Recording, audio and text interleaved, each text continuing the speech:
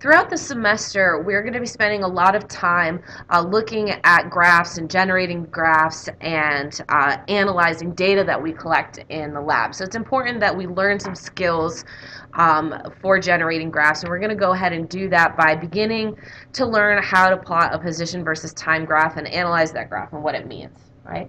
So when we create a graph in science, it's important that we are going to label both of our axes.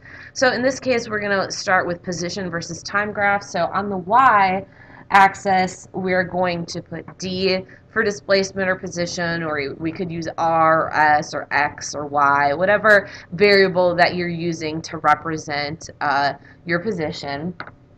And then on the x-axis, we're going to put T for time. Now, in addition to labeling the axes with a variable, we also like to label the axes with a unit. So most often for time, we're using seconds. So I'll put seconds over here. And on the y-axis for displacement, we're most often using meters here. Now, realistically, when you collect data in a lab, you're not going to have these perfect sort of data points that we're going to connect the dots. So when we plot data points, we're going to put them wherever they lie. And in order to analyze that data, we use something called the best fit line. And a best fit line is a line that appears to go pass through the data points, having an even number of data points on either side. So a best fit line for this graph would look something like this, where the data points are evenly distributed about the line. So when you're asked to analyze in free response, most often this is what we're going to be using, and you would never connect the dots of this. It's always going to be the best fit line, right? So when we look at a position versus time graph, one of the first things that we could do to analyze this data is to take the slope of this line, right? So to take the slope of the line, we do rise over run. So you would have this, your rise, your change in D, and we'd have the run here, which would be the change in T. So rise over run is the change in D over time, or change in time, right? And you usually pick, two good data points that you can read that correspond with things here in order to get a really good value, okay, based on your scale here. So if we look at this change in D over T, that should automatically jump out to you as being the equation for velocity.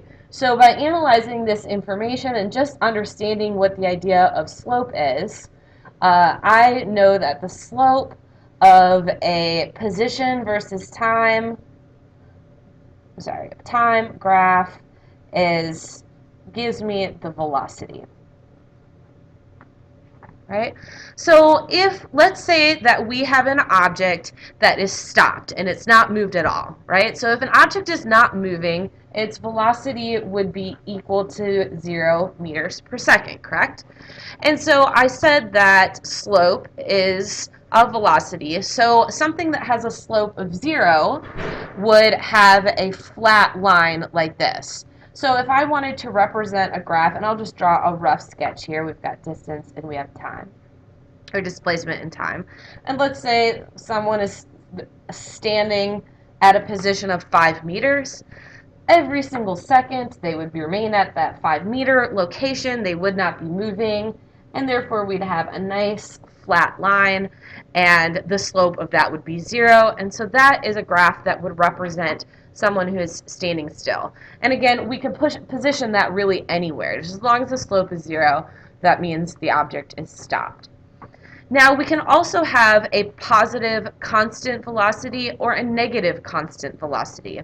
In that case, we have a velocity that is not changing, so there is no acceleration. So let's say we're going to have a positive constant velocity here, and let's then draw a graph here where we would have a negative velocity. So again, we have distance and time, or displacement and time.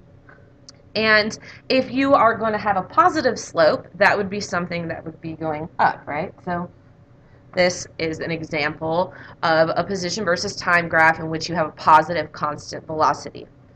If something was going faster, had a greater positive velocity, then, the slope would be steeper, and I'll represent it with a dotted line.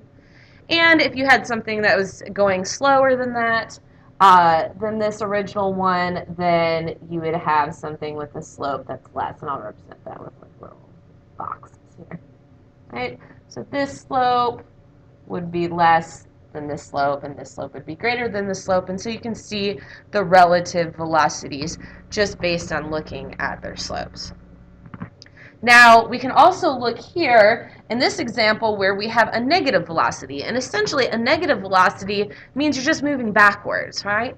So you start at some location, let's say 10 meters away, and you're moving backwards towards a location that is 0 meters. Again, it's constant, so the slope would be constant, and so in this case, we would just have a negative slope to demonstrate the negative velocity. All right?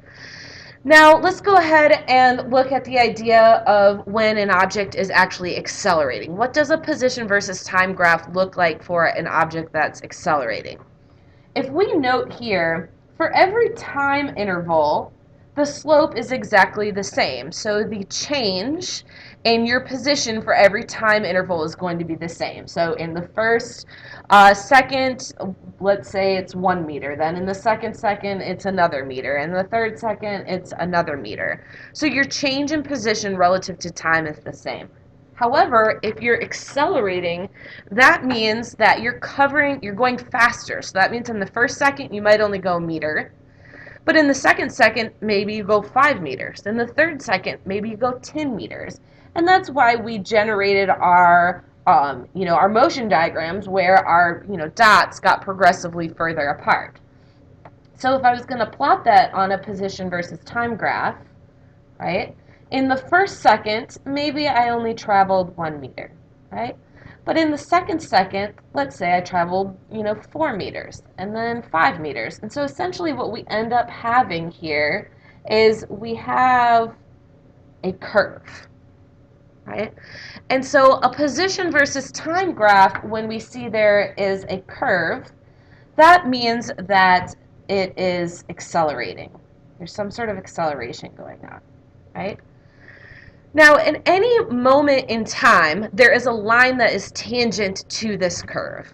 And that tangent line represents the instantaneous velocity. So the tangent line to the curve is the instantaneous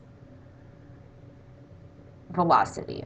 And its slope represents the instantaneous velocity. So if I just imagine that my pen is the tangent line, you can see here that it starts with some positive constant velocity, right? Well, for that moment, there's a positive velocity. And then as I move along through time, you can see that the tangent line curves, and so does the slope. So I have a change in the slope of the tangent line, and therefore that indicates an acceleration. Now we also can have an instance where something starts off really fast and then slows down, right? So we could have a really steep curve and then it starts to flatten out, right? So again, we can just take our pen and follow along, and you can see it starts fast and then it starts to slow down until it comes to a stop and the velocity is 0.